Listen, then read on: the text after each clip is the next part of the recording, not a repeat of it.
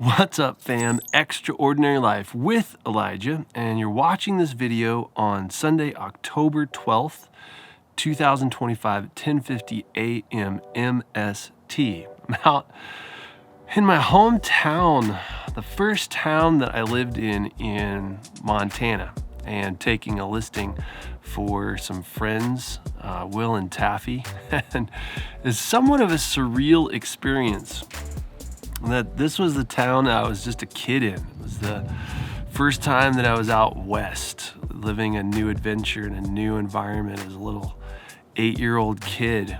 And now here I am, a real estate broker taking a real estate listing. It's very surreal. And on my way up, I was having conversations with God about what is it that I'm doing in extraordinary life. And as I contemplated that, you all became my extra. So today, you are my extra, and I am the ordinary. As I was driving up, I was praying through, like, man, what is this thing, God? What are we doing together? And I think it was so awesome to consider that God gives us grace and favor to impact the lives of people that we love and that we care for. And as I'm thinking about extraordinary life with Elijah, what I'm realizing is that it's more of an exercise to build love in me for the world than it is for anything else. I don't know if that makes sense at all. Just schmucked my microphone, but I don't know if that makes sense to you at all. But as I'm progressing further and further into this extraordinary life with Elijah, asking God, what is this for? And that it's reaching out to you to serve to please my Father's heart and exercise my gifts, impart grace to you that you can know him more. Yes, but as I continue to press on in perseverance and maturity and keep discussing this with him and saying, what is this for? What am I building?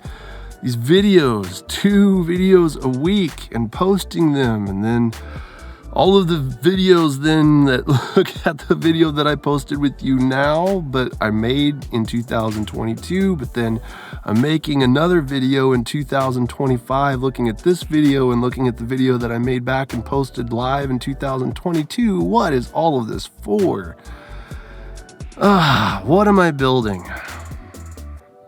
What's going to remain when all of this is done?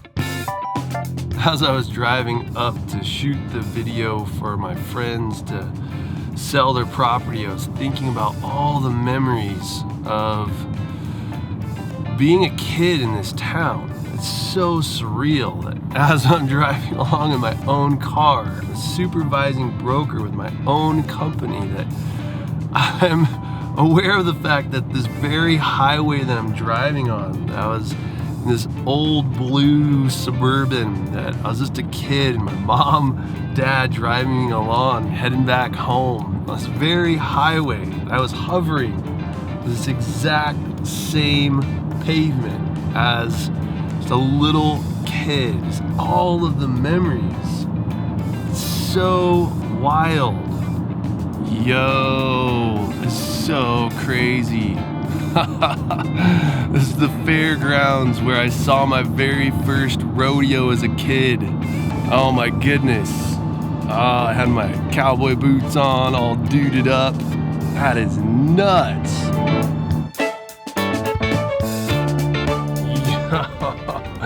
We've got to stop over for this one too. Whoa.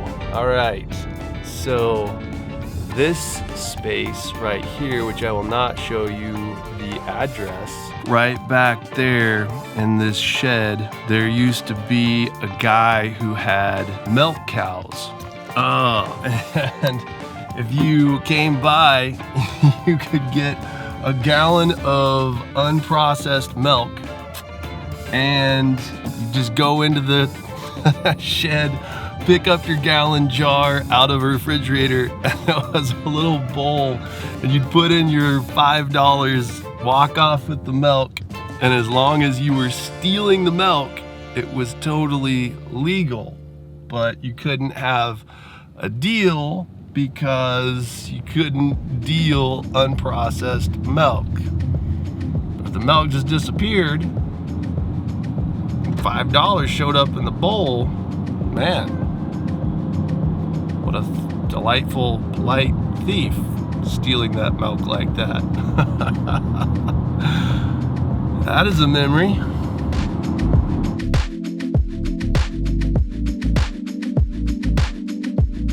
I remember another lesson right there. The place that I grew up living in was right over there, right by that barn is where we're heading. And me and my brother walked in Deep Creek all the way down to a lady's house, lived right down here in this house. Her name was Mary, and Mary had a computer with this game that was make the little worm chase itself.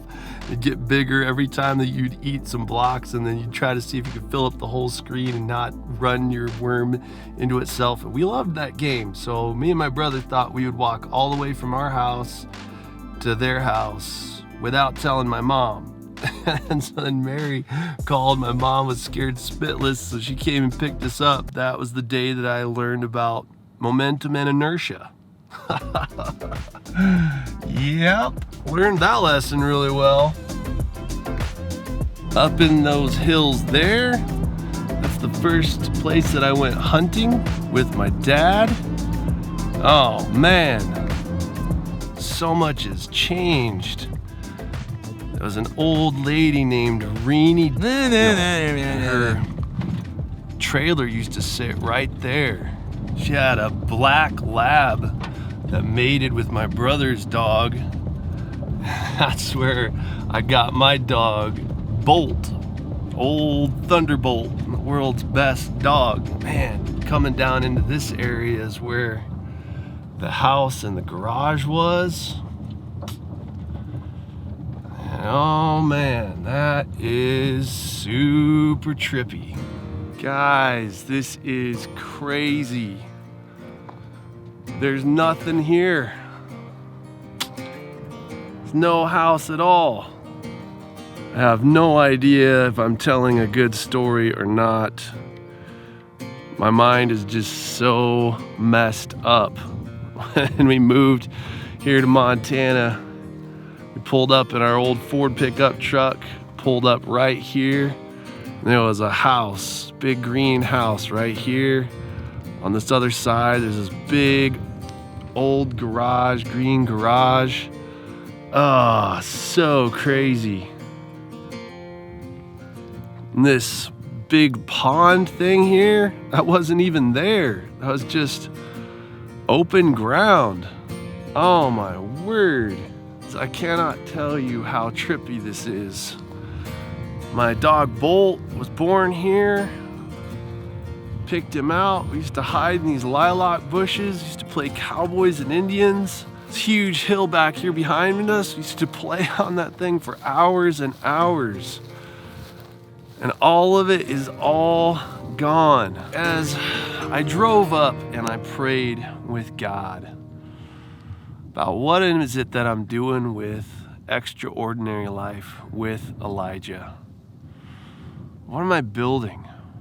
What's going to remain after I'm done with everything that God's called me to do in reaching out to you, my fam, exercising, serving to please my Father's heart, the exercise of my gifts to impart grace to you. And I've discharged this trust. I've done everything that my Father has called me to do. What am I going to be left with? As I prayed through all of that, God reminded me that all of the houses that I've lived in growing up, that most of them are gone. Oddly enough, that this is the first time I've been back to this space in 31 years. Might have been a good idea not to experience this while I'm trying to make a video. It's a lot to process. Oh, first time back in 31 years and it's all gone. Trips your mind out a little bit. But then as I prayed through these things with God, that He reminded me that my house in Craigville that I grew up as a little kid, second house that I was ever in, and it burned down, that this was the third house that I was in, and it's gone. I don't even know if the other houses that I was in growing up, if they're still around, if they're all gone too, that'd be pretty wild. But I think it was so interesting to just consider that all of the places that I grew up in, all of the structures, they're all gone, but all the lessons that I learned in those structures remain. I remember right over here, there was the big garage that was in front of this driveway here. I built my first building. I designed this playhouse and sand box and big slide. Built it out of all this lumber that I found laying around. Coated the slide with this old linoleum that I found and tacked it down so you can get splinters up your backside while you're sliding down the slide. This big field over here, there's all these big Brahma bulls.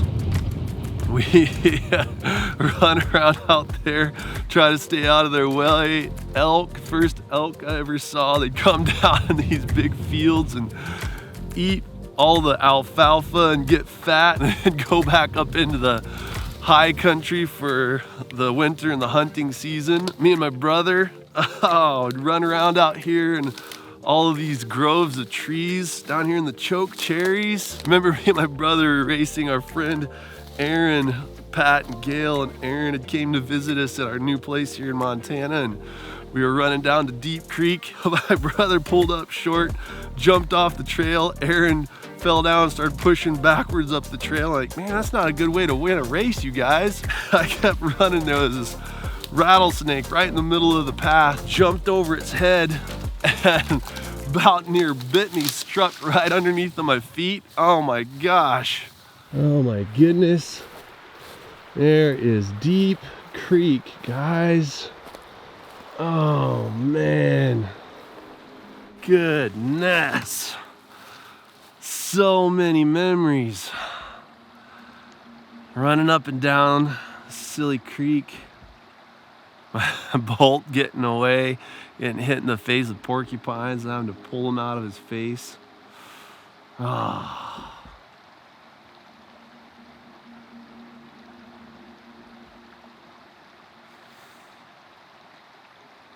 I think the thing that God's taught me in is considering all of this is that regardless of the fact that the things that I grew up in and that were built and housed me, that even though that those things are gone now, the thing that remains is all of the things that were built into me. Structures themselves are gone. And it's kind of hard to process. But the things that were built into me remain. The person that I've become is the main point. All the structures are gone. But as I access my memories, it's me, my brother, my dog Bolt, my brother's dog Sal, running up and down this creek for hours, playing up in those hills. Two little boys learning how to be men.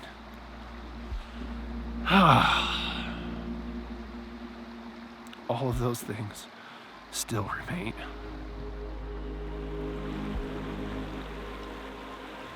So what does all that mean for extraordinary life with Elijah?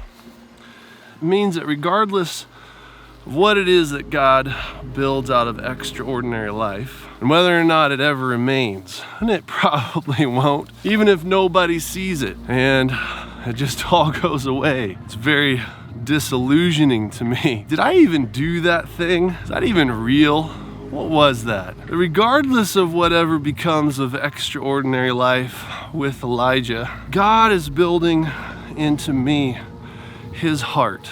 My heart resonates with the Father love of God. God so loved the world that he gave his one and only Son. And the extraordinary life with Elijah is a process of learning to love with the heart of the Father, to grow with him, let his heart be worked in to me, to become more like my Father. That beyond learning lessons and teaching them to you, that God is teaching me lessons and working them into me.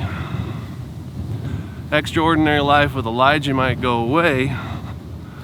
The lessons that God's building into me will always remain.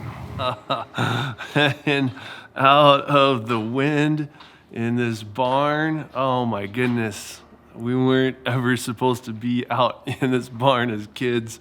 We'd sneak out here and get all kinds of hooliganism. Oh man. Oh. Few things are still remaining.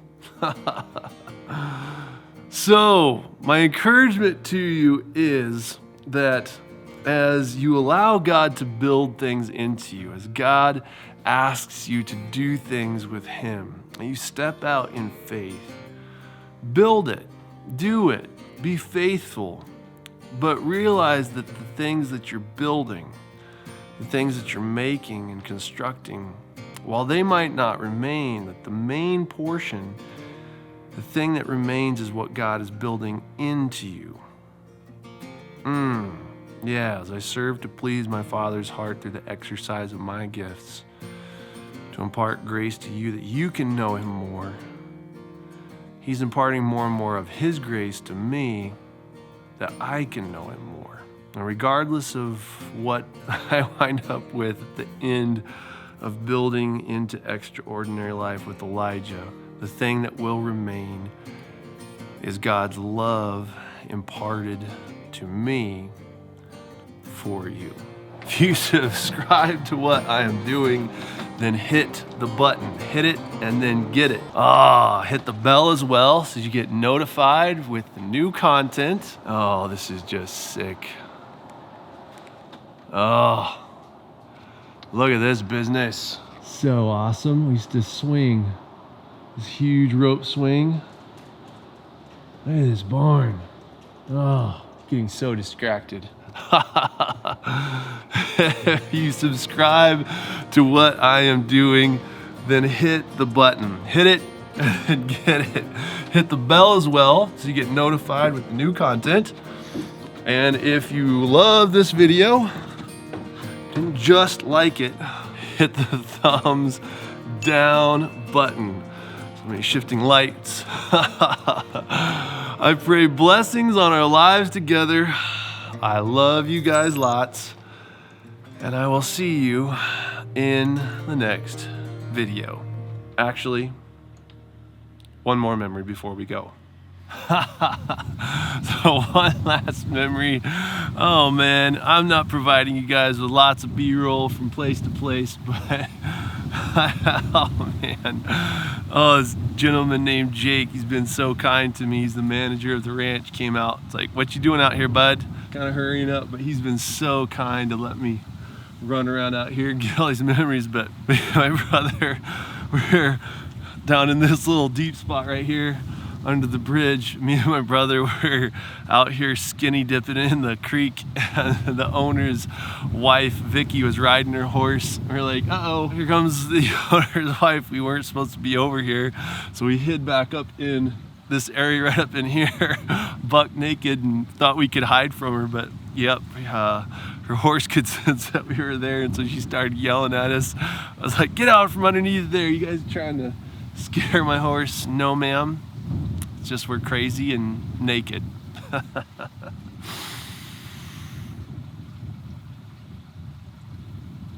Yep. What's up, fam? Extraordinary Life with Elijah. And up in Townsend today, I'm doing a listing with some family friends back when I was just a kid.